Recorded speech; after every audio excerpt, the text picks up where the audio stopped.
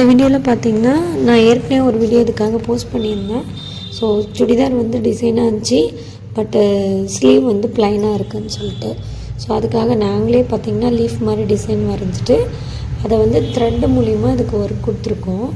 So thread இப்படி தான் machine மூலிமா 2 டைம் ஸ்டிச் பண்ணுவோம். அப்போ பார்த்திங்கன்னா உங்களுக்கு வந்து எம்ப்ராய்டிங் நூல் மாதிரி வரும்.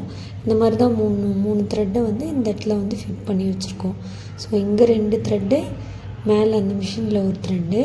ஸோ இந்த மாதிரி ஸ்டிச் பண்ணும்போது உங்களுக்கு பார்த்திங்கன்னா நல்லா திக்காக நல்லா ஒரு டிசைனாக வரும். ஸோ இந்த மாதிரி தான் அதை ஸ்டிச் பண்ணோம். இதுக்கு வந்து ஒரு கையில் வரைஞ்சிட்டு இன்னொரு கையில் வச்சு அப்படியே அச்சு வச்சுட்டோம் அதை. ஸோ அச்சு வச்சு தான் வரைஞ்சி இதை ஸ்டிச் பண்ணோம்.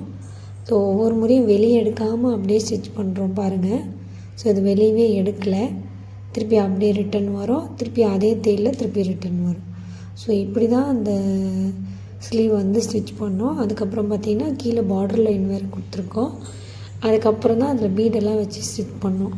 ஸோ இதில் வந்து இந்த மாதிரி வந்து நீங்கள் என்ன டிசைன்னாலும் போடலாம். நெக்குக்கு ப்ளவுஸ் ஸ்டிச் பண்ண பின்னாடியும் போடலாம், இல்லை ஸ்கேலப் மாடலுக்கு அந்த சைட்லலாம் போடலாம். ஸோ இதில் பார்த்திங்கன்னா ஸ்லீவில் இப்போது ஃப்ரண்ட்டில் இந்த மாதிரி டிசைன் இருந்ததுனால ஸ்லீவ் மொட்டையாக இருக்கேன்றனால நாங்களே பண்ணோம். ஸோ இதில் பார்த்திங்கன்னா இன்னும் சம்கியெல்லாம் வச்சு ஒர்க் பண்ணியிருக்கோம். ஸோ இந்த வீடியோ உங்களுக்கு பிடிச்சிருந்தா நம்ம பேஜை ஃபாலோ பண்ணிக்கோங்க. தேங்க்யூ.